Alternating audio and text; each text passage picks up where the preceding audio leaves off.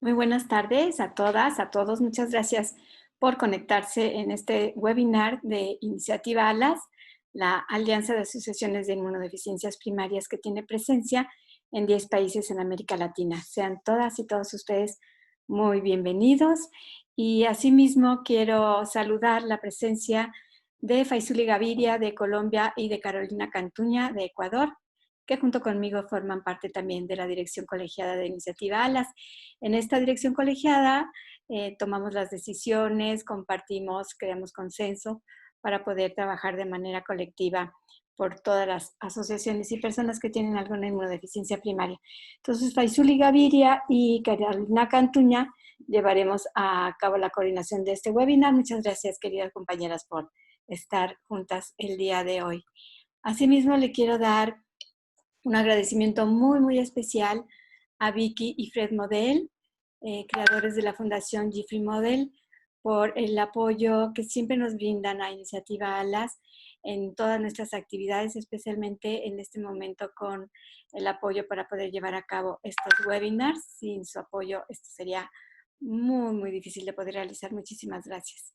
También le quiero dar un agradecimiento a la doctora Liliana Berrodnik, presidenta de la CID, la Asociación Latinoamericana de Inmunodeficiencias Primarias, quien siempre está también muy cercana a Iniciativa ALAS, siempre compartiendo con nosotros, apoyándonos con información, con insumos, con contactos, y en fin, siempre es un placer. Y este webinar también está realizándose gracias al apoyo de la doctora Liliana Berrodnik. Y en esta oportunidad tenemos para este webinar, que le hemos llamado Trasplantes de células progenitoras para inmunodeficiencias primarias, nos va a acompañar Vidematch México con su gerente general, Sergio Medrano, y su director médico, el doctor Juan Antonio Flores. Los recibimos con mucho gusto. Ellos nos van a compartir el trabajo que hace Vidematch, que es una asociación sin fines de lucro, que busca conectar a personas que necesitan trasplante de médula ósea por alguna enfermedad de la sangre, en nuestro caso por inmunodeficiencias primarias, con personas donantes compatibles que les puedan donar ya sea células progenitoras o médula ósea. Entonces nos da mucho gusto contar con ustedes el día de hoy porque uno de los planes y estrategias de Iniciativa ALAS es poder crear en los países que son integrantes de nuestra alianza los convenios necesarios con las instancias de salud, con las secretarías de salud en cada entidad, en cada país, para que pueda introducirse también el apoyo que Vidematch otorga a pacientes y a sus familias y que puedan tener acceso a los trasplantes, que en los casos de inmunodeficiencias graves son determinantes para poder salvar su vida. Entonces, les agradecemos muchísimo también su presencia y sin más, le doy la palabra a Sergio Medrano, gerente general de Vidematch México. Adelante, Sergio, por favor. Muchísimas gracias, Mayela. ¿Me escuchan y me pueden ver? Sí, claro y fuerte. Buenísimo, muy bien, muchas gracias. Voy a compartir mi pantalla para ver una pequeña presentación que tenemos aquí, que nos vamos a ir muy rápido. Nada más es para irnos guiando en qué es Vidematch y muy rápido. Vidematch es, ¿pueden ver mi pantalla? Ya la que compartí. Sí, doctor, lo vemos muy bien. Buenísimo. Entonces, Vidematch es el registro más grande en el mundo de posibles donantes de células madre. Tenemos el registro de 41 países del mundo. Somos una organización sin fines de lucro. Esta organización tiene más de 30 años, que se inició en Estados Unidos, y en México tenemos ya 3 años. Acabamos de cumplir 3 años en México, y la idea es expandirnos a Latinoamérica.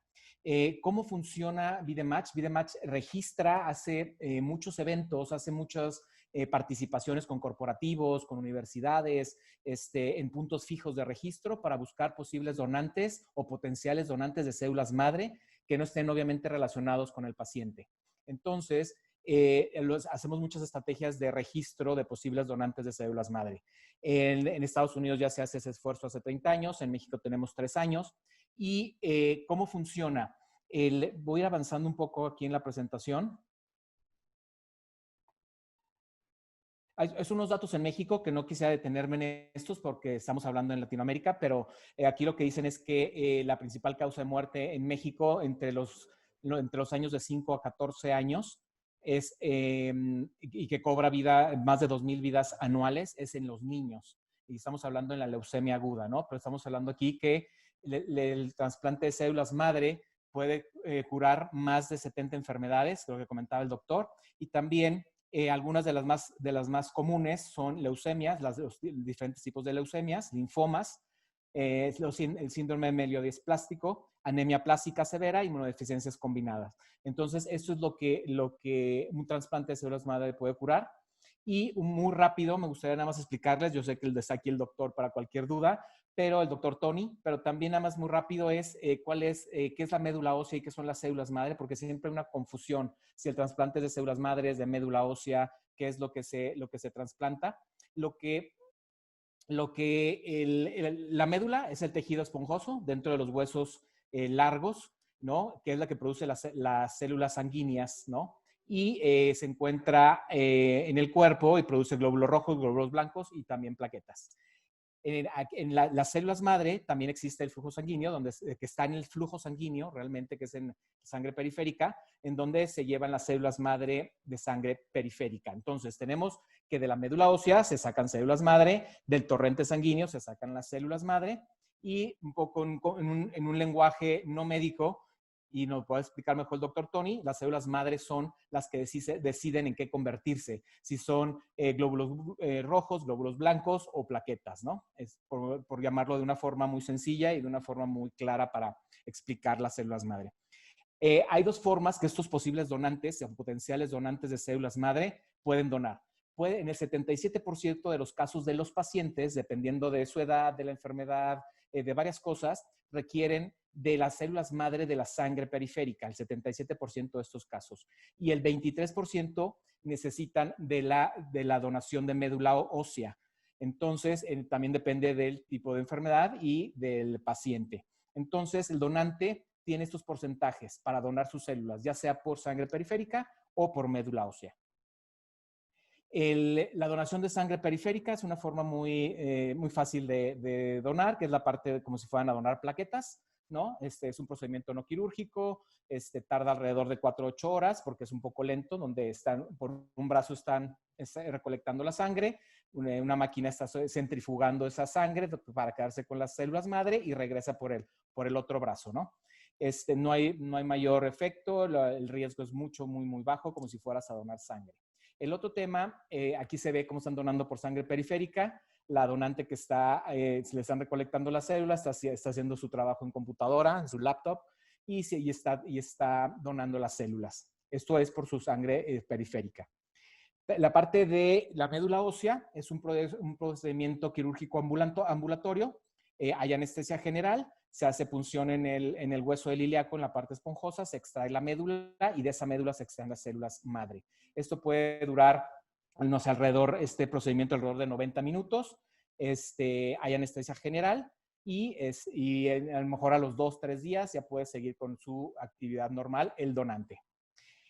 Aquí lo importante y lo que VideMatch quiere lograr es facilitar y democratizar esta terapia celular a todos los pacientes que lo necesiten. Pero aquí el problema es la compatibilidad genética entre un donador no relacionado con su familia y el mismo paciente, ¿no? Entonces aquí lo que comentaban, tiene que haber esa compatibilidad y por eso es la dificultad de encontrar un donante no relacionado. Lo que tenemos de porcentaje en VideMatch, de 430 personas que registramos, una hace match con algún paciente en el mundo. Un donante en el mundo con algún paciente en el mundo. Entonces tenemos que registrar muchas personas. Gracias a VideMatch ya tenemos más de 22 millones de personas registradas en el mundo y hemos hecho hacemos casi al año entre VideMatch Estados Unidos y México, hacemos alrededor de casi 7,000 facilitaciones de trasplante de células madre. También un porcentaje que ya habían comentado, solamente el 30% de los pacientes con alguna enfermedad en la sangre es compatible en un grado favorable para su trasplante, solamente un 30%. El 70% de los pacientes necesitan de la bondad y la generosidad de otros donantes no relacionados con su familia. necesitan que les donen las células madre. También esto del registro lo queremos hacer mucho más grande, queremos dar un paso grande en Latinoamérica, porque eso es lo que más nos complica, ¿no? Los pacientes mexicanos, como los de Latinoamérica, se encuentran con más dificultades para encontrar un match o un donador compatible, no relacionado con su familia, debido a nuestra diversidad genética dentro de nuestra población. Lo que comentaba, son 30 años ya salvando vidas como VideMatch. Hacemos más de 6,100 trasplantes al año. Ahorita ya vamos en 7,000. Estos datos son un poco atrasados, pero ya vamos en 7,000 trasplantes al año. ¿Y por qué llegar a México y en este caso a Latinoamérica? Un poco por esas dificultades de encontrar un match compatible. También el número de donadores o registrados es bajo en Latinoamérica. O puede ser que haya un registro de gobierno que está empezando, un registro en algunos países de Latinoamérica, o definitivamente no hay ningún registro de posibles donantes de células madre. Entonces, por eso, ¿por qué llegar a México y a Latinoamérica, no? También en México, y creo que este número puede pasarse a Latinoamérica o puede ser hasta un poco más bajo el porcentaje, puede ser, solamente el 10% de los pacientes que necesitan un trasplante lo consiguen. Por eso la preocupación de registrar muchos posibles donantes para tener muchas opciones de poder encontrar un donante no relacionado compatible con el paciente. Llegamos a México en el 2017, tenemos ya varias presencia en algunos estados de la República, estamos empezando, pero vamos bien, vamos creciendo. Estamos en Ciudad de México, Guadalajara, Puebla, Monterrey, ya estamos en Mérida, también en Monterrey, aquí estaba próximamente, ya estamos en Monterrey. Entonces, y nuestro objetivo es eso, crecer el registro de los mexicanos, y en Latinoamérica vamos para allá, para que tengan mayor posibilidad de encontrar un donante no compatible con el paciente, no relacionado con la familia del paciente, y a la vez bajar los costos de trasplante, que esto es lo que mencionaban ahorita. El tener un registro en los países, en nuestros países, va a bajar el costo de lo que contaba el doctor Tony. Comentaba, si ahorita el donante está registrado en Alemania y necesitamos a alguien en Ecuador, un paciente no necesita las células en Ecuador, entonces es mucho más alto el costo de recolectar esas células en Alemania, hacer todos los permisos de traslados y viajes, aviones, pago del mensajero de células, porque se maneja por medio de un mensajero especializado, ¿no? Que el manejo de las células casi vienen en temperatura ambiente, entonces se recolectan un día en la mañana y están en la noche llegando al país, y el paciente ya está preparado para ser transfundido.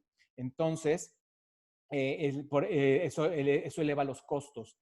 Aquí nosotros, al ser una fundación sin fines de lucro, lo que hacemos hay un costo operativo, que eso es lo que, en ese costo operativo nosotros damos una beca de hasta el 50%, que puede llegar hasta $20,000, para esa búsqueda y recolección de las células y puestas en el centro de trasplante del paciente. Ahorita lo estamos haciendo con México. En México tenemos todo el equipo de VideMatch, tenemos los convenios con los centros de trasplante, convenios con los centros de recolección, y ya podemos hacer esta parte en México para todo el mundo. Pacientes mexicanos con donantes extranjeros, donantes mexicanos para pacientes extranjeros. Entonces, esto ya es una realidad en México, el contacto con todo el mundo. Lo queremos hacer para Latinoamérica. Llevamos ese proceso, vamos para allá. Creo que con Fundación Alas podemos hacer muchas cosas, con Iniciativa Alas podemos hacer muchas cosas de cara a Latinoamérica, y poder ir viendo en los países de Latinoamérica cómo podemos ir entrando a esos países, ver su necesidad, qué tipo de registro de posibles donantes de células madre tienen, si hay algo de gobierno, si hay algo privado o no hay nada, y poder ver toda la parte legal y de necesidad de estos de trasplante para poder hacer esto realidad en Latinoamérica. También, ¿de qué vive VideMatch? VideMatch vive de benefactores internacionales que nos apoyan con esta gran causa, y sobre todo a poder dar las becas y poder dar esa tipificación. En México ya logramos dar la beca de tipificación al paciente. Todos sabemos que el mayor problema de un trasplante, para un paciente en trasplante, que necesita un trasplante de células madre, es el dinero, sobre todo en México y Latinoamérica. Entonces, lo que necesitamos es, gracias a estos benefactores, logramos tener recursos para poder dar una beca para la tipificación del paciente, y también para sus familiares directos, para ver si no hay compatibilidad genética entre sus familiares y el paciente. Si hay esa compatibilidad, lo dejamos así, que bueno, ya pudimos dar esa beca en la tipificación. La tipificación en México cuesta alrededor de 15,000 pesos mexicanos a 25,000 pesos mexicanos. Entonces, nosotros damos ese dinero, lo tipificamos al paciente y a sus familias, dependiendo de cuántos familiares tiene, ¿no? Directos. Y también, ¿cómo apoyamos al donador? Primero, registramos a los donadores, lo apoyamos con el proceso de la donación, lo llevamos, tenemos un proyecto, no es un proyecto, es un proceso de tener una muy buena experiencia del donante, que quiere decir que el donante en su proceso de recolección y de donación siempre tenga una grata experiencia, no hay un costo para los donantes, eso va por medio de un costo, va bajo el costo de VideMatch. Y también toda la parte de confidencialidad de datos, seguridad al paciente, no hay ningún costo, hay un acompañamiento durante todo el proceso y nos ajustamos a la agenda, porque eso es importante, preparar al donante y preparar al paciente para que llegue como el día cero, que va a ser el trasplante, y ya está preparado el donante, se recolecta y ya está preparado el paciente para ser trasplantado. ¿Cómo es el registro? Se los quiero comentar muy rápido. 3 cosas importantes para ser registrado. Tener entre 18 y 44 años de edad, primero para que sea mayor de edad legalmente en los países. En México es 18 años. Compromiso para donar. Es importantísimo que nosotros registramos personas que estén convencidas, porque si de ser compatible y que llegue el momento en que ya tenga que donar sus células, tiene que estar súper comprometido para poder que pueda donar sus células y pueda salvar al paciente. Lo que no queremos es que el paciente ya encuentre un donante no relacionado con su familia, que es compatible genéticamente, y el donante diga que no. Entonces, también para registrarlo, confirmar algunos requisitos de salud, ¿no? Básicos, que no tenga VIH, que no tenga a lo mejor diabetes no controlada, o que tenga que usar insulina, cosas médicas básicas para que se registre, y son enfermedades que no pueda contagiar a través de las células. El primer paso es obviamente compromiso de querer registrarse. El segundo es revisar sus requisitos de salud. El tercer paso es llenar un formato de consentimiento. Es una muestra bucal. Aquí se ve en esta fotografía cómo se toma la muestra. No es por sangre, es por medio de un hisopo que se frota en la mejilla, 10 segundos de un lado con un hisopo, 10 segundos con un hisopo del otro lado. Esto se manda a tipificar, se queda en el registro mundial de VideMatch y es parte de los más de 21 millones de personas registradas en el mundo, y ya está listo. Y esta base de datos se pone a disposición de los centros de trasplante que son de la red de VideMatch.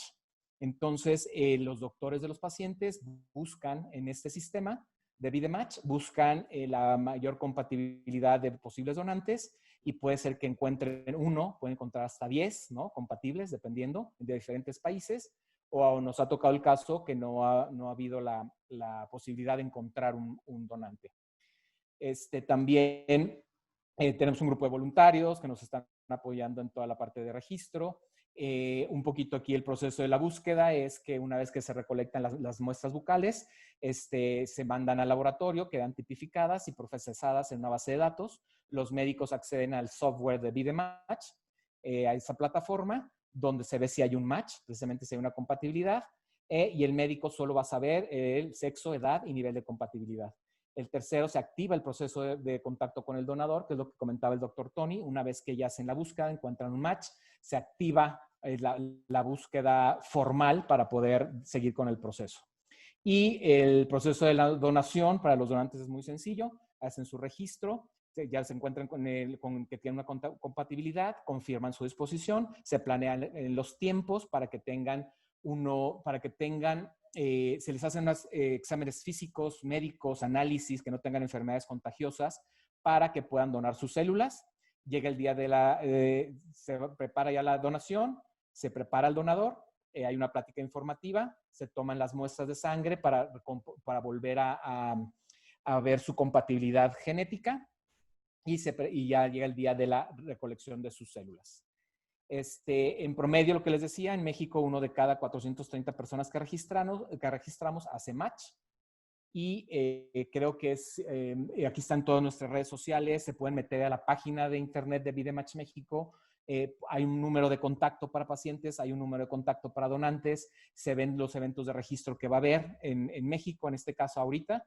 Pero como sé que estamos platicando y hay muchas personas de Argentina, de Ecuador, de varios lados de Latinoamérica, lo que podemos hacer, y si tienen alguna duda, también pueden hablar al teléfono de pacientes y podemos ver si hay alguna posibilidad en que podamos ayudar en esos países. Hemos ayudado en muy pocos casos, pero porque no estamos en presencia en esos países, pero hemos tenido casos específicos donde podemos apoyar dependiendo del caso y dependiendo de la situación.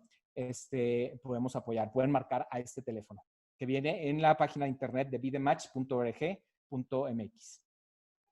No sé si tengan alguna duda, con mucho gusto lo podemos contestar. Sí, Sergio, tengo varias. Ok. Bueno, desde que estuve contigo en México, siempre quise que la gente de mi región pudiera escucharte y saber todo este cuento tan maravilloso que es Vidematch. Bueno, quiero preguntarte en primer lugar, ¿en qué países de Latinoamérica tienen presencia?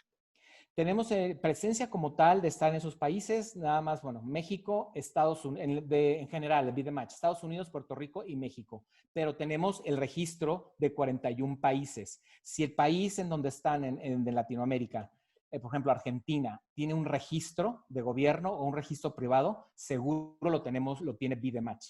¿Por qué? Porque Vidematch no es que esté en los 41 países, ni todos los registrados sean de Vidematch. Nosotros lo que hacemos es juntar el registro mundial. Entonces, aquí quiere decir que si, por ejemplo, en Argentina ya hay un registro, sea privado o sea de gobierno, quiere decir que Vidematch ya tiene ese registro y pueden contar con la búsqueda de todo el registro mundial que tenemos, de los 21 millones de personas. Entonces, todo esto se activa a través de los doctores del paciente. En este caso, por medio de los familiares o del mismo paciente, con su doctor que lo está tratando, hace la búsqueda o se comunica con Vidematch para poder encontrar una compatibilidad genética en la base de datos de Vidematch. Ok, bueno, entonces en este caso, Vidematch no está en Colombia, pero yo puedo ser donante de Vidematch. ¿Cómo hago eso? Sí, en este caso, en Colombia, de hecho estamos en pláticas con Colombia, con el gobierno de Colombia, porque ya hay un registro pequeño, pero hay un Ajá, registro de gobierno. Creo que tiene ujú, alrededor de 15,000 personas registradas. sí. Lo registran por medio de sangre, no con hisopos, es por medio de sangre. Y en este caso, por medio de su doctor, si el doctor busca en este registro de Colombia, si hay alguna compatibilidad, lo pueden encontrar ahí. Si no, pueden preguntar por medio del registro de Colombia cómo se pueden comunicar con Vidematch para acceder a la base mundial. ¿Cualquier doctor podría entrar al software de Vidematch y buscar la compatibilidad para su paciente o eso tiene algún costo? ¿Cómo es el trámite? No tiene ningún costo, pero el tema es que por eso nos surge ya estar en Latinoamérica e ir abriendo los países, porque para que accedan a este software e instalar este software en los centros de trasplante, necesitan tener un convenio con Vidematch. Un convenio para que el centro de trasplante cubra los requisitos que necesita para hacer un trasplante. Vidematch tiene que estar seguro que sea un centro de trasplante calificado, ¿no? Y certificado. Y también que cuando es ya del network o de la red de Vidematch, tiene el acceso al software sin ningún costo, tiene el acceso a las becas también. Los pacientes de esos centros de trasplante tienen acceso a las becas, a la tipificación del paciente y de sus familiares. Si hay una compatibilidad, hasta ahí llega Vidematch, se hace el trasplante. Si no hay compatibilidad, también entra Vidematch en la búsqueda y recolección y puesta las células en el centro de trasplante con una beca de hasta $20,000, ¿sí? Y hacemos la parte de poner las células en el centro de trasplante del paciente. Entonces, necesitamos hacer varias cosas en Latinoamérica para estar ahí con presencia, tener por lo menos algún centro de trasplante de la red de Vidematch para poderles ofrecer todo este servicio y de estas becas. Pero si hay algún paciente ahorita que su doctor vea que ya tienen un registro de donantes en su país, si hay un registro de donantes en su país, seguro está en la lista de Vidematch. Entonces, ahí podemos empezar algo. Ok, nos hablabas ahora que los costos bajan si el donante está en el mismo país y eso, ¿cierto? Sí, Cierto. ¿Cuánto más? Si, por ejemplo, yo soy la paciente, estoy en Colombia, en la búsqueda en Vidematch encuentran que hago match con otra persona acá en Colombia, más o menos ¿cuánto puede ser el costo del trasplante? Sí, mira, por ejemplo, te voy a poner el ejemplo de México. En México un trasplante común, que es que no esté que el donante no está en México, vamos a suponer que está vamos a poner el caso más caro, está en Alemania o está en Israel, porque nos ha tocado casos que están en Israel. Entonces, si está en Israel, Alemania, que son lugares más lejanos, por los costos operativos puede estar arriba en como 52,000 $. Si está en Estados Unidos, pueden ser $42,000. ¿No? Americanos, dólares americanos. Si está aquí mismo en México el paciente y el donante, puede llegar a costar hasta $16,000. O sea, baja de 50,000 a $16,000 de cuando está en el mismo país. Entonces, por eso la idea de hacer registros en Latinoamérica, de tener sus registros o hacer el empate o empatar los registros, ya sea de sus gobiernos, de algún país de Latinoamérica o de algún registro privado que se tenga, hacerlos de la red para poder registrar más personas en esos países y que estén en la base de datos. Ok, Sergio, si yo quiero ser donante, ¿quién decide de dónde se hace la extracción? Si es por sangre periférica o si es aspirado, ¿cómo se decide eso? Si lo decide el doctor del paciente, como lo comentaba el doctor Tony, es dependiendo de la edad, de la enfermedad, de muchas cosas médicas, depende la decisión si piden al donante las células madre de su médula o las células madre de su sangre periférica. Ok, me dice Carolina Cantuña de Ecuador. Desafortunadamente en Ecuador no tenemos trasplante de células o de ósea o células madre. Ahora mismo tenemos varios niños que lo requieren y que han llegado a la Fundación PIDE, que es la fundación que ella preside y hace parte de ALAS. ¿Cómo podrían hacer conexión con Vidematch? Porque urgen que estos chicos sean trasplantados. Sí, pueden hacer por medio de la página de Vidematch, vidematch.org.mx, meterse a la parte, al teléfono de pacientes, hablar ahí, porque puede haber alguna opción donde podamos apoyar a algún paciente. Depende mucho de la enfermedad del paciente, depende mucho también de si hay necesidad también de los recursos económicos, si podemos trasladar a los pacientes a México a lo mejor, donde puedan ser trasplantados, donde ya tenemos facilitado todo el proceso de importación y exportación de las células, donde ya tenemos controlado todas las partes de las becas. Entonces, Vidematch también puede dar becas a extranjeros en México, ¿no? Porque Pero todos entonces los pacientes tendrían que ir hasta México para que en México se haga el proceso. en este caso de Ecuador, si no hay en Ecuador alguna forma de hacer trasplante ahí, o si hay centro de trasplante, no sé si hay centro de trasplante o no, me imagino que sí. Si hay centro de trasplante, podemos ver la forma de cómo ver la compatibilidad y mandar las células, ¿no? Todo eso tiene un costo operativo, depende mucho de la parte económica y depende mucho de las leyes también, pero lo hemos hecho con Venezuela, con Perú, en casos muy específicos y muy pocos. En Perú llevamos un paciente que podemos apoyar, pero yo creo que pueden hablarnos a este teléfono de pacientes en la página, ver el caso en específico y entonces sí podemos ver si lo podemos ayudar o no ya con el caso más claro. Ok, Sergio, como la mayoría de personas que estamos en el chat somos papás, por ejemplo, muchos pensaban que hacer un trasplante de células madre era una cirugía o algo así. Ya les explicaron que es un poco a través de la sangre, que no es nada Una doloroso ni eso. transfusión, como si fuera una transfusión. Ok, bueno. Tenía por acá otra pregunta que se me escapaba. No sé si alguien tiene algo más, La de alguien más, Argentina, Mayela, algo más que agregar quizás mientras la encuentro la pregunta pregunta. de Argentina, que es muy parecida a la de Colombia, digo, perdón, a la de Ecuador, que nos preguntan, ¿en Argentina se puede entonces realizar este trasplante o hay que viajar a México? Que de algún modo ya lo contestaste, Sergio, pero no sé si en Argentina tú conozcas o ya tienen contacto a Vidematch o Sí, estaría en el mismo caso. en el caso de Argentina, lo que podemos hacer es hablen de todos modos a ese teléfono de pacientes que viene en Vidematch, México, y ahí les van a decir, van a ver el caso con más detenimiento y ver, en Argentina sí hay registro, creo que el registro es de gobierno, el de Argentina, o sea, sí hay registro de células madre. Entonces, por medio de los doctores del paciente de Argentina, pueden hablar, hacer la búsqueda en su registro nacional. Si no encuentran ahí, entonces a lo mejor el mismo registro con el doctor pueden acceder a la búsqueda en la base mundial de VideMatch, porque seguro es el registro de Argentina está en la base de datos de VideMatch. Ok, muchas gracias. Y una quizás última pregunta de parte de una compañera de El Salvador, aunque ya lo has mencionado, pero para que quede muy, muy claro, ella pregunta que quién hace el estudio de HLA. El estudio de HLA lo hacen laboratorios. A los donantes, a los posibles donantes, donde los tipificamos por medio de su muestra bucal de hisopo, lo hacen laboratorios especializados, ¿no? De HLA. Y nos mandan los resultados y los tenemos en la base de datos. En el caso de los pacientes, también el HLA lo hacemos nosotros.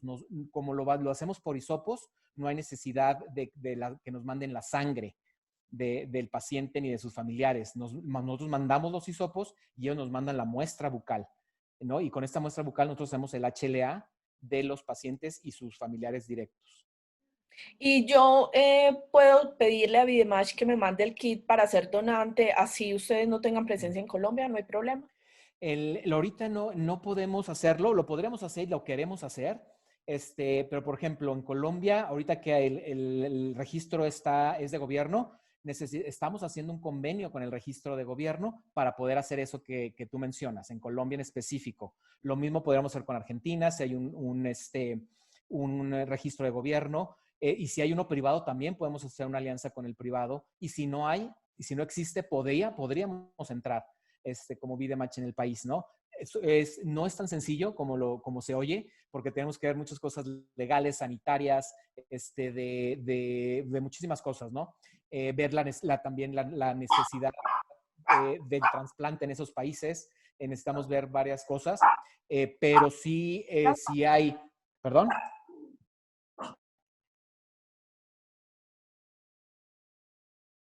Adelante, Sergio, disculpa. Perdón, no te preocupes. Entonces, sí hay que ver en cada país, ver cómo está la situación de registro de posibles donantes de células madre no relacionados con el paciente y ver cómo podemos colaborar en alianza VideMatch con el registro que haya o con privado público, o si no hay, ver cómo lo podemos hacer. Por eso es muy importante estar platicando con ustedes como fundaciones y como Fundación Alas, porque podemos hacer muchas cosas en colaboración. Como lo estamos haciendo aquí en México con Fumeni, por ejemplo, que hemos encontrado una muy buena alianza. Podemos trabajar también, sobre todo para el registro de otros países. Lo otro que les quería contar es que como somos pacientes o papás de pacientes, muchas veces no tenemos el conocimiento de cómo es y simplemente yo sé que mi hijo tiene una enfermedad genética y ay, sí, con un trasplante se puede curar, entonces yo me voy a comunicar directamente con VideMatch y les voy a decir que me hagan todo. Debemos de seguir como un conducto regular, el médico tratante es quien debe de sugerir el trasplante y ya seguir todo el proceso con VideMatch o con el registro que tenga cada gobierno, en fin, sí. Pero debe salir la iniciativa del médico tratante. Sí, pero también pero sabemos esa necesidad de los familiares y sobre todo cuando son pacientes, cuando son nuestros hijos los pacientes, creo que por eso tenemos este teléfono en la página de internet de VideMatch México, donde pueden hablar y ahí los van a guiar de una forma muy clara de decir en qué país estás, tienes algún seguro de vida o público, tienes varias preguntas como para ir viendo la forma de cómo ayudarlos, ¿no? Y también si hay un registro en ese país, si podemos contactarnos. Yo creo que cada caso es especial para nosotros, lo podemos hacer, no tenemos tanta facilidad ahorita en Latinoamérica, pero lo podemos hacer viendo cada caso. Mil gracias, Sergio. No, hombre, gracias a ustedes. Le doy la palabra al doctor Juan Antonio Flores para que nos haga el favor de iniciar su charla. Si quieres compartir tu pantalla, Tony, con mucho gusto te escuchamos. Bueno, antes que nada, muchas gracias por la invitación a la Fundación Alas y a todos los compañeros de Latinoamérica que nos están escuchando. Yo soy el doctor Juan Antonio Flores, soy director médico para VideMatch México y mi área de especialidad es trasplante de médula ósea. Me enfoco más en la población adulto joven, que en población pediátrica, pero con mucho gusto estoy con ustedes estos minutos para compartir toda la información que podamos, que pueda ser de utilidad para todas las partes. Hasta quizás un par de años en México era muy difícil poder tener esta realidad de conseguir un donante no relacionado que fuera 100% idéntico para nuestros familiares, para nuestros pacientes, y hoy por hoy es una realidad y que afortunadamente incluso en otras enfermedades como beta talasemias o alfa talasemias, que también son defectos congénitos y que generalmente afectan obviamente a personas pediátricas, ya podemos hacer trasplantes y curar este tipo de enfermos. Además, para VideMatch México es una prioridad no solamente apoyar a la paciente mexicana, sino tratar de ir democratizando todo esto hacia otros países de Latinoamérica específicamente, y que también al ser países que tenemos un capital diferente a otros países europeos o de Norteamérica, también hay posibilidades de usar algunas becas. No sé si esto ya sea posible para otros países, pero en México ya se está llevando a cabo y que ha sido una realidad, y que con esto hemos podido trasplantar enfermos con este tipo de alteraciones congénitas o defectos o fallas medulares. ¿Cuál es el proceso que seguimos en VideMatch o en general el grupo de médicos que llevamos a cabo trasplantes? La primera es, buscamos, bueno, tener un diagnóstico muy preciso y buscar alteración genética, cromosómica, que pueda tener ese paciente. Es decir, saber que el diagnóstico es correcto. Segundo, buscamos al interior de la familia un donante que sea por 100% idéntico, ya sea un hermano o una hermana. Como esto solo ocurre en el 20%, 30% de los casos, entonces echamos de la mano del registro de VideMatch para poder, que es un registro mundial, es decir, hay donantes de todas partes del mundo, o se comparte información de otros registros en todo el mundo, como Alemania, España, en fin, tenemos acceso a otros tipos de registros en todo el mundo, en Sudáfrica, en fin, en varias partes del mundo. Y eso nos permite hacer una búsqueda para ver cuál posible candidato o cuál posible donante sea 100% compatible con nuestro hijo, nuestra hija o nuestro familiar. Una vez que se lleva a cabo esto, entonces arrancamos decimos en VideMatch, activamos al donante. Activar al donante significa que le hablamos por teléfono para saber si en sus posibilidades, si está dispuesto y él quiere de manera voluntaria donarle a un paciente o a una paciente que lo requiere. Casi siempre, dependiendo del grupo étnico o grupo racial, tenemos un porcentaje de respuestas que va desde el 40 hasta el 70%. ¿Qué quiere decir esto? Que a veces los donantes dicen no puedo, no quiero o no estoy en condiciones, pero en muchas ocasiones, tanto como en 3/4 partes de las ocasiones, sí están dispuestos a donarle a una persona que obviamente no es ni su familiar, ni su conocido, no es nada.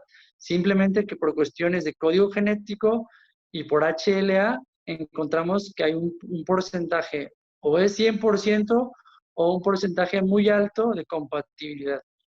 Y una vez que dice sí quiero, entonces nos organizamos para que el grupo de médicos que hace el trasplante y el grupo de procuración de células empatemos de manera así como en agenda o con calendario en mano, para que el día cero o el día del trasplante sea el día que lleguen las células a determinado hospital o determinado país que así lo quiera.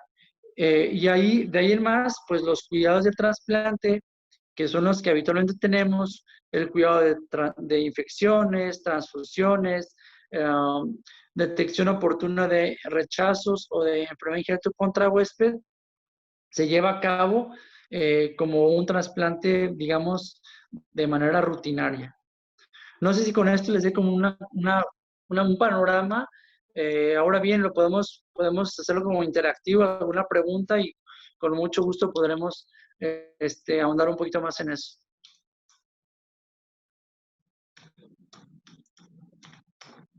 No sé, Faisuli, entonces si quieres compartir las preguntas que han llegado hasta el momento. Llegaron unas en Facebook Live Claro que sí, Mayela. Bueno, comenzamos con esta pregunta que viene de una mamá desde Colombia. Buenas tardes, doctor, desde Colombia.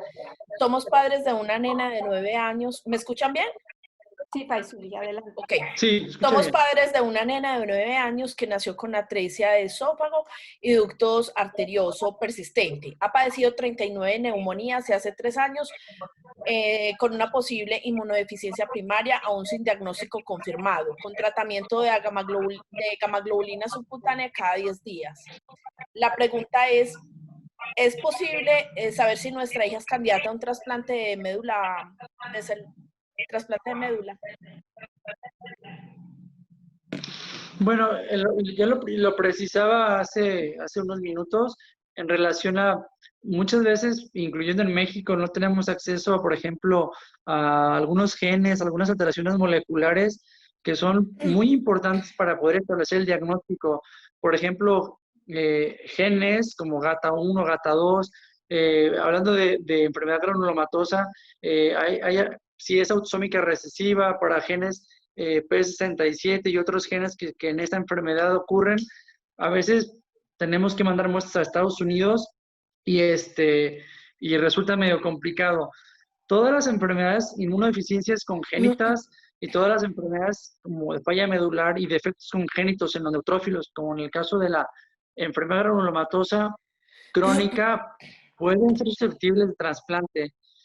Cuando no hay un donante en la familia, podemos procurar o podemos buscar en el registro que es sin costo esa búsqueda y ver si hay un candidato que es 100% compatible para ese paciente o esa paciente.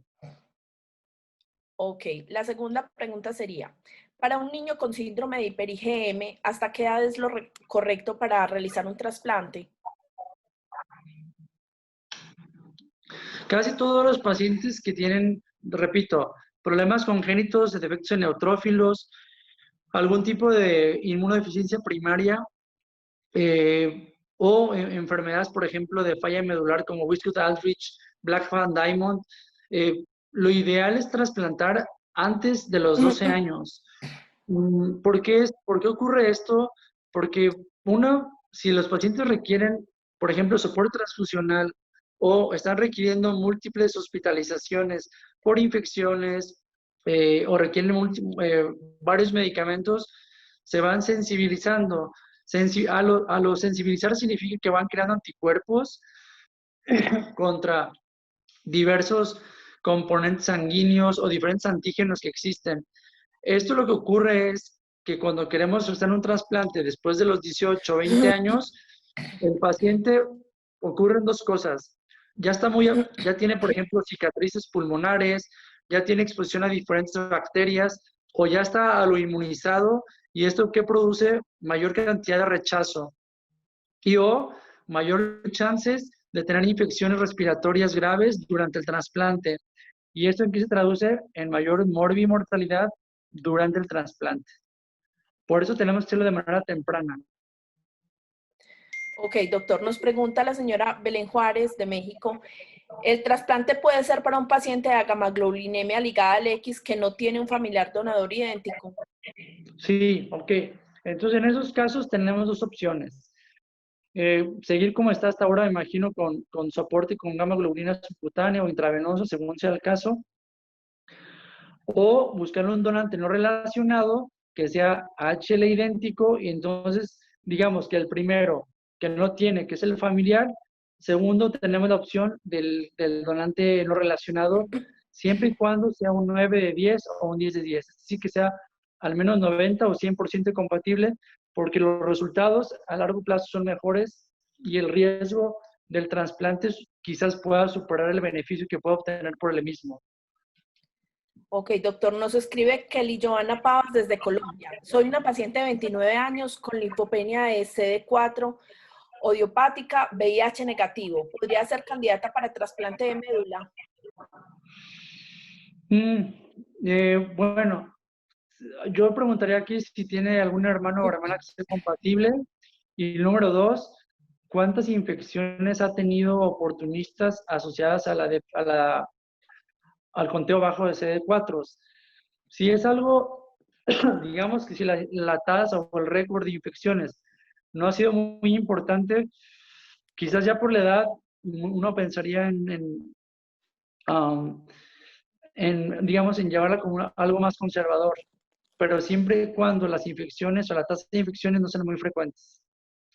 Ok, nos escriben en la plataforma de Zoom. ¿Qué avances hay en el trasplante de células progenitoras no relacionadas para enfermedad granulomatosa crónica autosomática recesiva con ausencia de P67-FOX? Sí, desafortunadamente no hay medicamentos o avance en tecnología, vamos, incluso perdón,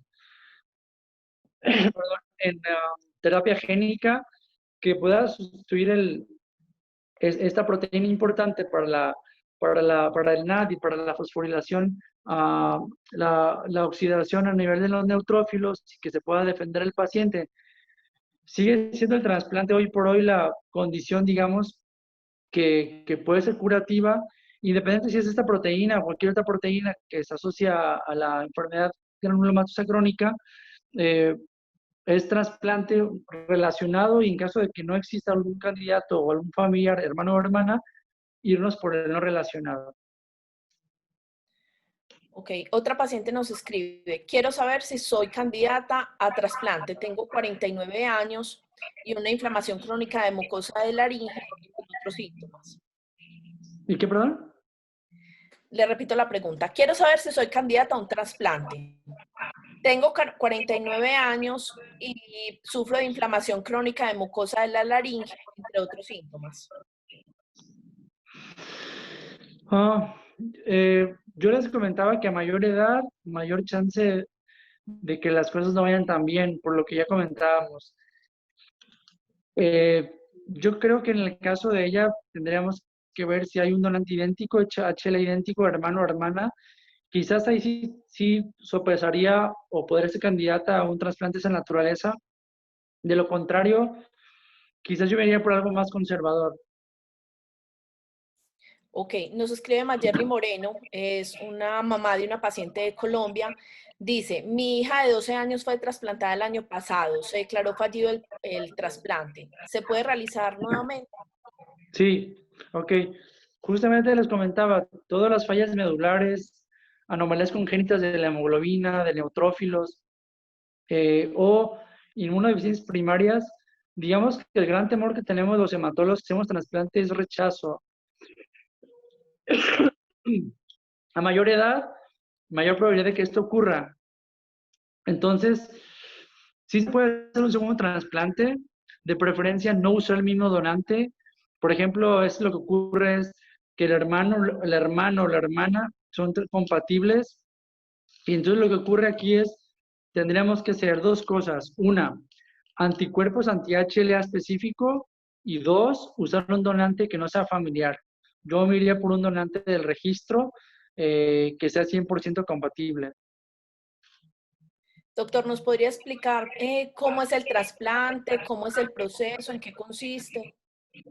Sí, ok. Entonces, casi todas las enfermedades benignas, como son el caso de los que estamos platicando, lo que hacemos es usar acondicionamientos o usar quimioterapias no tan agresivas. ¿Qué hacemos? Hacemos una gran inmunosupresión en los pacientes. Generalmente usamos 2 medicamentos o 3 medicamentos.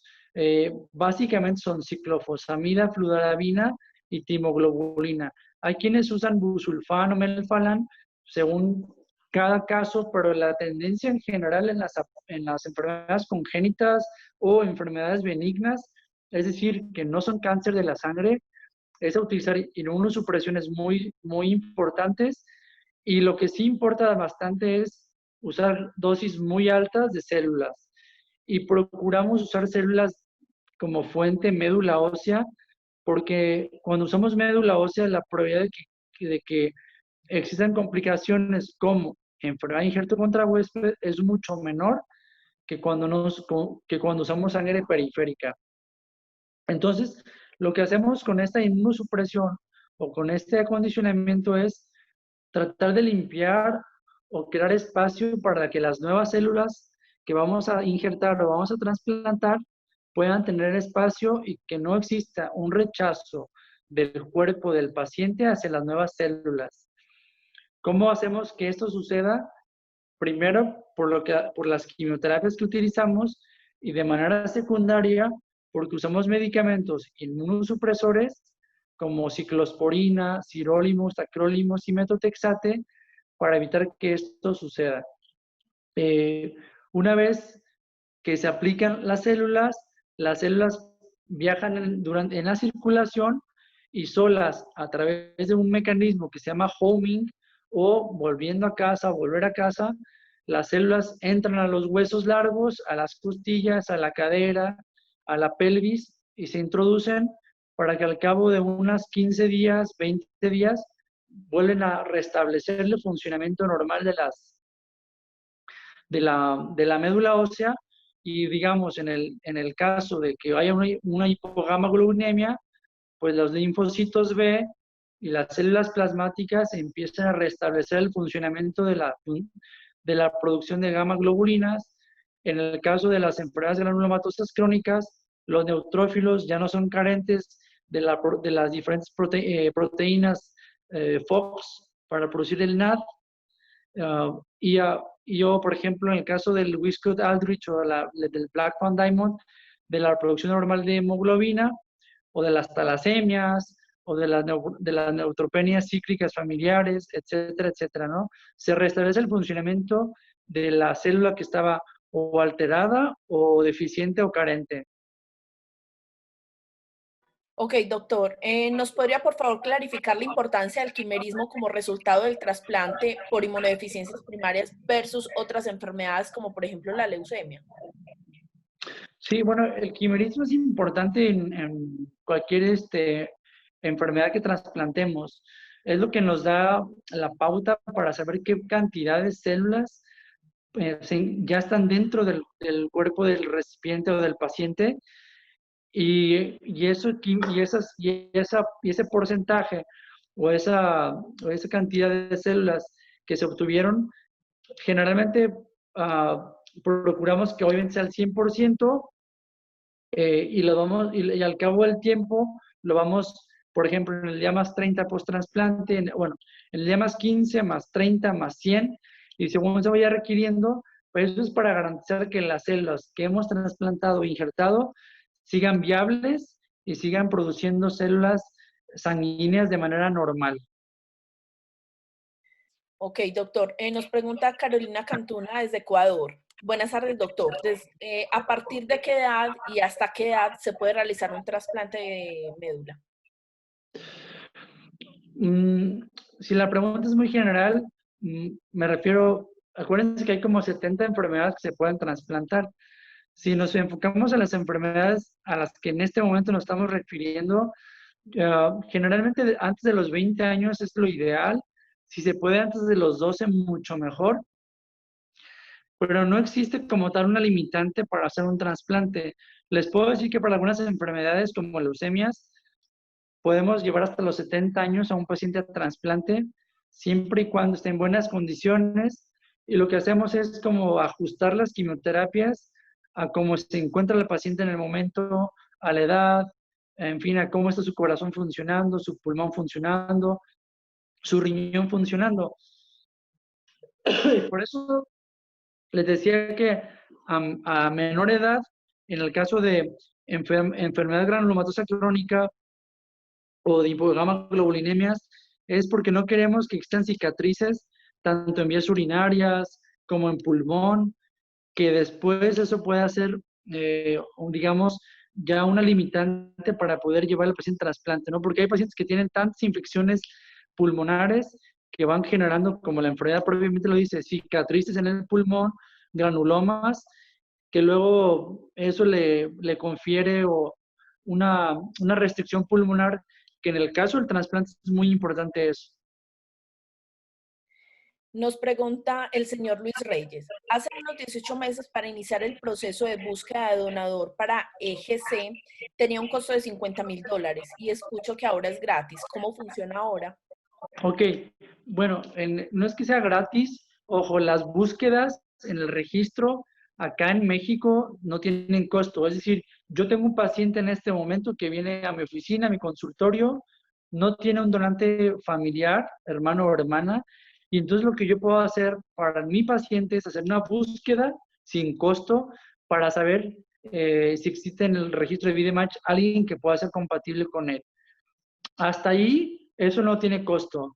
Una vez que activamos al donante o que activamos todo el protocolo propiamente para el trasplante, ya para disponer las células, eso sí tiene un costo, que ese costo varía un poco por de dónde vienen las células, si vienen de Alemania, si vienen de Estados Unidos, si vienen de algún otro país europeo, porque digamos que hay como un fee o una cuota que cada centro, que cada hospital que envía las células tiene, sobre todo pues para sufragar o para costear todo el proceso de obtención, más el envío al hospital para que las células puedan llegar en tiempo y forma hacia nuestro paciente.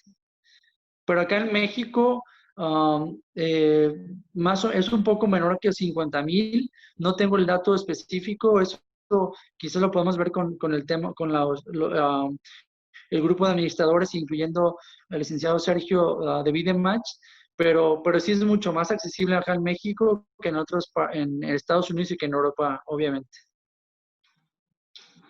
Nos preguntan, buenas tardes, ¿el trasplante de médula sería recomendado para mi hija de 14 años que tiene una inmunodeficiencia común variable? Ella recibe gamma-globulina subcutánea cada 7 días.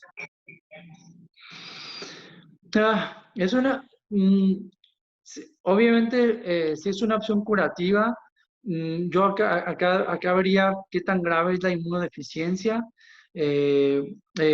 pero y el récord de infecciones nuevamente, pero obviamente si tiene un hermano o una hermana que son compatibles, idénticos, me iría sin dudarlo por esa opción. De lo contrario, buscar en el registro también es otra opción, y si es 100% compatible, yo creo que también es muy válido esa opción. Bueno, Didiana es otra mamá que nos está preguntando que tiene un hijo de 18 años con agamaglobulinemia y síndrome de Guillain-Barré, que si él calificaría para trasplante. Tiene Guillain-Barré y tiene hipogamaglobulinemia. Tiene agamaglobulinemia y Guillain-Barré. Sí, bueno, no estoy seguro si le pusieron la inmunoglobulina por el Guillain-Barré o ya lo usaba desde antes y desafortunadamente en el curso de su enfermedad presentó esta enfermedad. Lo que sí le podría decir es que si no hay mucha limitación respiratoria por el Guillain-Barré y mucha limitación desde el punto de vista musculoesquelético y por la propia neuropatía desvirilizante, yo creo que sí se podría justificar un trasplante en el caso de este paciente. Nos pregunta Liliana Tibio Duiza desde Colombia. Buenas noches. Quisiera saber si mi hijo de 12 años con inmunodeficiencia de IgG con el trasplante podría curarse. Todas las inmunodeficiencias son susceptibles de trasplantarse. Ojo, aquí van a depender dos factores muy importantes. Uno, qué tan grave es la hipogamaglobulinemia. Y dos, el récord de infecciones. Es decir, si es una persona que se está infectando continuamente, pero esto obviamente se sabe desde los primeros años de vida, esos pacientes son los que más se benefician de hacerlo de manera pronta y expedita. Los que son pacientes que raramente tienen alguna infección y que con la pura con la gamma-globulinemia exógena van bien, yo creo que los pacientes deben de continuar con este tratamiento conservador y no ser llevados a trasplante. Nos pregunta Maribel Beltrán, desde Colombia. Tengo un hijo de 13 años con una hipogamaglobulinemia, una hipertensión pulmonar leve, deficiencia de vitamina D, hiperglicemia y nódulos en el pulmón derecho y lipófagos. ¿Podría mi hijo ser candidato para un trasplante? No estoy seguro si es por la pura hipogamaglobulinemia o tengo algún otro defecto que aparte de esta enfermedad nodular, no sé si han biopsiado esos nódulos o de qué son producto, como para poder dar una respuesta un poquito más, más certera en el caso. Si fuera por la pura hipogamaglobulinemia, sí puede ser susceptible de trasplante. Buenas tardes, tengo un sobrino de 6 meses que tiene inmunodeficiencia. Hasta el momento él tiene que hacer transfusiones de sangre porque tiene 4 o 5 de sangre y se está hinchando. ¿Se puede hacer el trasplante y cuál es la probabilidad de curación? ¿Tiene las transfusiones por qué fueron, perdón? Tiene una inmunodeficiencia y le tienen que hacer transfusiones porque tiene 4 o 5 de sangre. Me dice, no dice Hemoglobina. por qué razón. Sí. Sí, debe ser de hemoglobina. Sí, ahí está, no estoy seguro del diagnóstico porque obviamente en una hipogamaglobulinemia o una agamaglobulinemia no es común tener niveles tan bajos de hemoglobina. No estoy seguro si el diagnóstico sea únicamente ese o tenga algún otro defecto congénito, pero habría que ver el diagnóstico como para comentarle eh, exactamente ante qué estamos y si se pueda beneficiar o no. Doctor, ¿los padres de un paciente pueden ser los donantes? Sí pueden ser.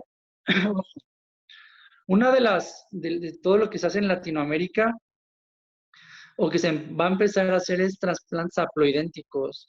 Si no es que ya muchos países como en Argentina, Colombia, quizás y Brasil obviamente, ya se hacen trasplantes haploidénticos, es decir, que es 50% compatible y mamá o papá cuando son jóvenes son los donantes por excelencia. También puede ser un hermano o una hermana, pero ojo, son trasplantes que son de más alto riesgo por lo mismo, como solo hay 50% de compatibilidad, pero son trasplantes que potencialmente pueden ayudar o que pueden ser una opción cuando no tenemos otro recurso o otras opciones. Entonces, obviamente la mayor parte de los estudios en todas las entidades, en todas las enfermedades de las que estamos platicando, hacen HLA idéntico hermano o hermana y si no, no relacionado. Y en tercer lugar, se están averiguando, se llaman formas alternas de donantes, que eso significa papá o mamá 50% compatibles o un hermano que sea solo 50% compatible. ¿Cuál es la desventaja? Que puede haber un porcentaje más alto de rechazo, es decir, de enfermedad injerto contra huésped, y que obviamente en enfermos que no tienen cáncer hematológico o cáncer de la sangre, no queremos que exista ese tipo de alteración, porque eso sí va digamos, a incidir de manera negativa en la calidad de vida o incluso pueden ser algunas veces fatales para nuestros pacientes. Doctor, nos preguntan, un chico de 17 años con diagnóstico de agamaglobulinemia desde el primer año de vida, su hermana es 8 de 10 compatible, el gen es XQ23 y esta persona podría ingresar a la búsqueda de trasplante en VIDEMATCH. Claro, todos los pacientes pueden, con que tengamos el HLA, se puede realizar una búsqueda preliminar. Muchas veces lo que se va a requerir después es que hagamos un HLA de alta resolución para poder tener más elementos y para poder encontrar al donante perfecto o al más compatible para este paciente. Doctor, ¿cuánto es el tiempo en que transcurre entre que inicia el proceso y la persona se cura? Ok. Miren, les voy a poner dos escenarios.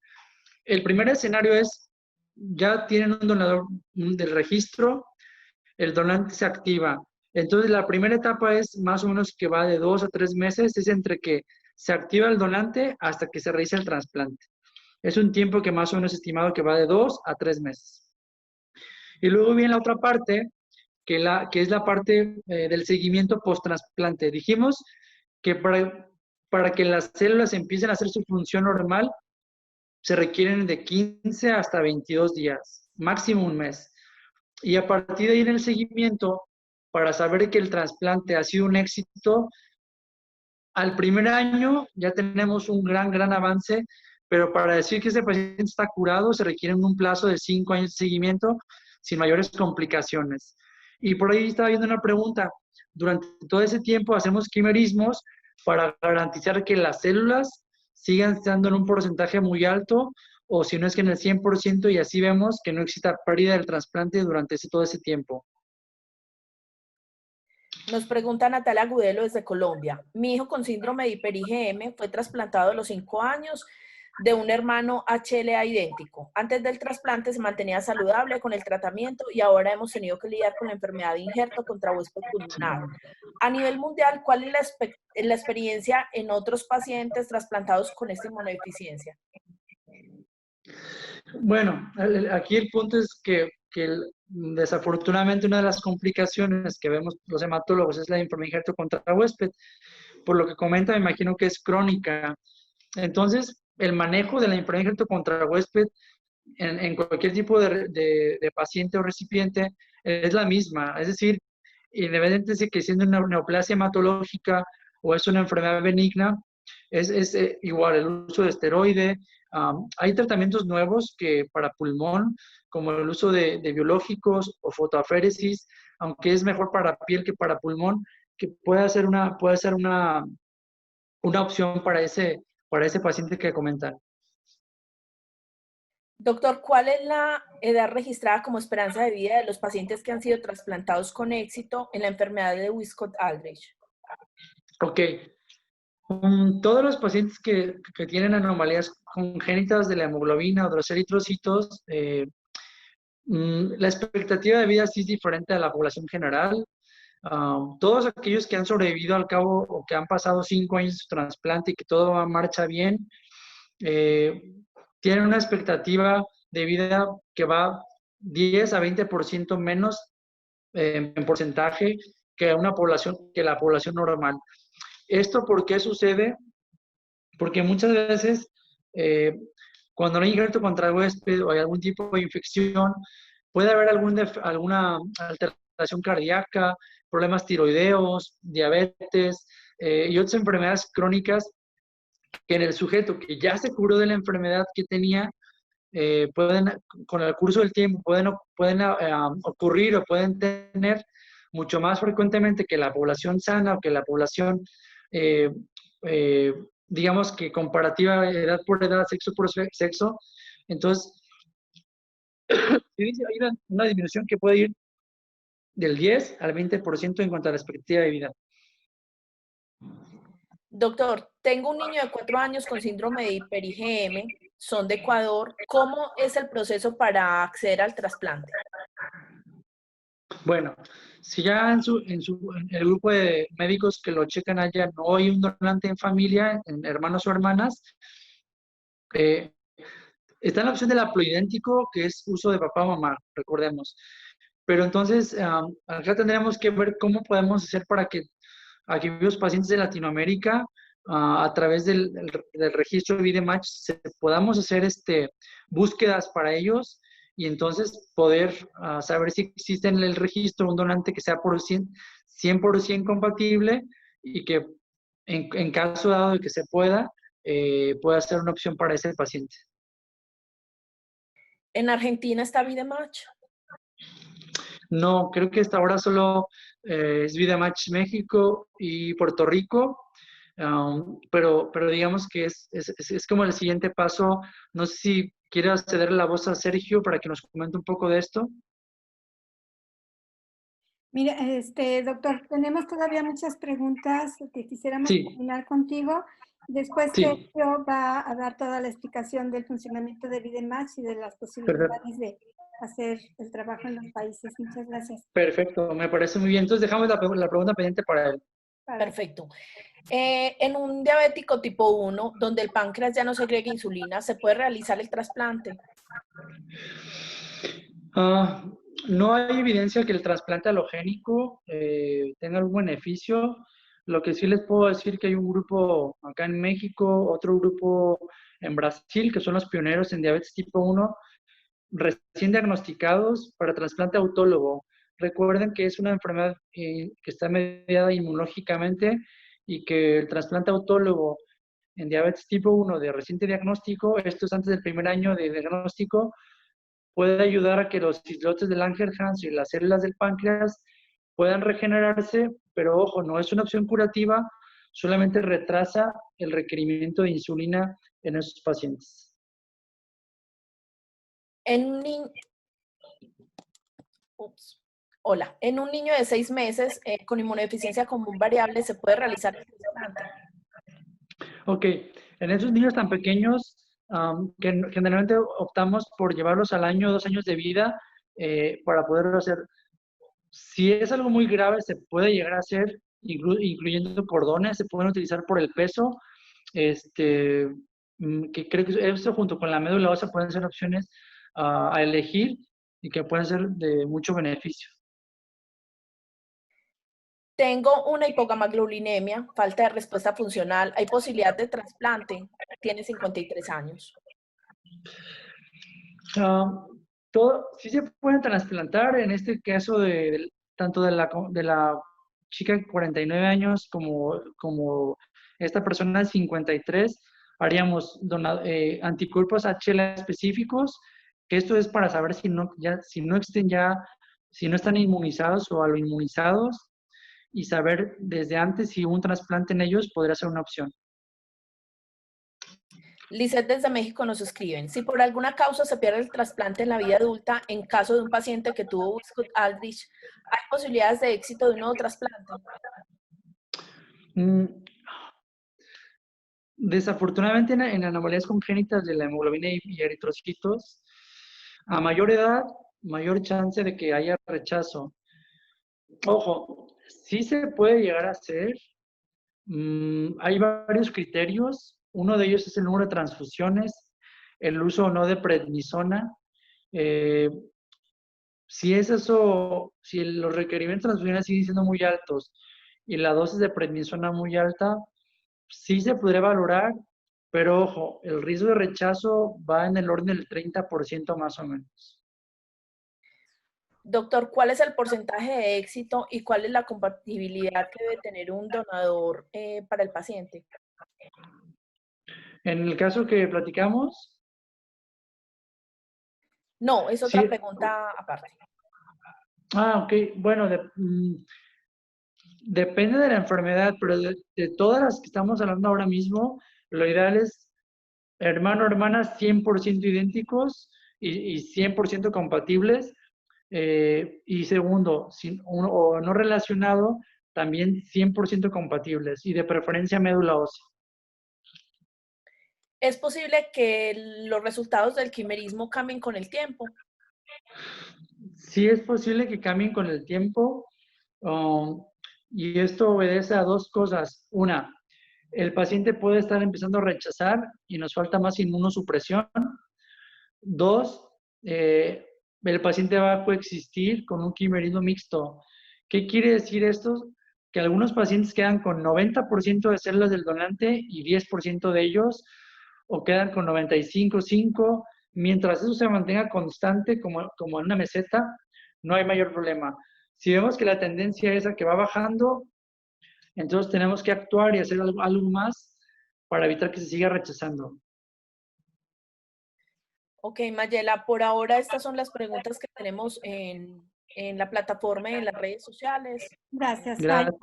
Tengo aquí una que está llegando. Dice, ¿después de cuánto tiempo de un trasplante exitoso aún hay riesgo de perder el trasplante y cuáles serían las causas? Ok. Dijimos que el plazo más o menos para estas enfermedades es 5 años, que el trasplante vaya bien. La chance de que ya se pierda ya es muy baja.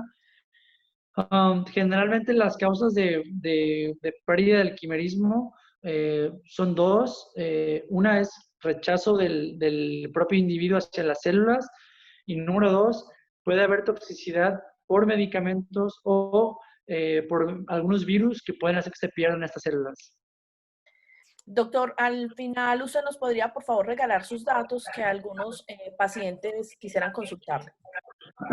Con mucho gusto, se los paso al final o ahora mismo. No los puede escribir en el chat del grupo para que las personas lo puedan tomar de ahí. Muchísimas Claro que sí. gracias. Saludos. Gracias a ustedes. le doy la palabra ahora a nuestra compañera Carolina Cantuña, justamente de Ecuador, para que cierre el webinar. Adelante, Carito. Bueno, quería agradecerles a todos quienes nos pudieron acompañar, a Sergio por una excelente explicación y al doctor Antonio también, porque realmente ha sido importante para nosotros entender el proceso, la recolección de células y sobre todo pues las opciones que ustedes nos pueden dar tanto a las asociaciones, a las fundaciones de Latinoamérica, con esas conexiones y al apoyo a los pacientes que verdaderamente lo requieren. Yo te agradezco personalmente por ser partícipe de este webinar. Ha sido muy, muy productivo para todos y sobre todo porque nos damos cuenta la falta de conocimiento y de cómo Iniciativa ALAS aporta para toda Latinoamérica. Agradezco mucho a quienes estuvieron presentes, a su colaboración, a sus preguntas y doy por cerrado este webinar.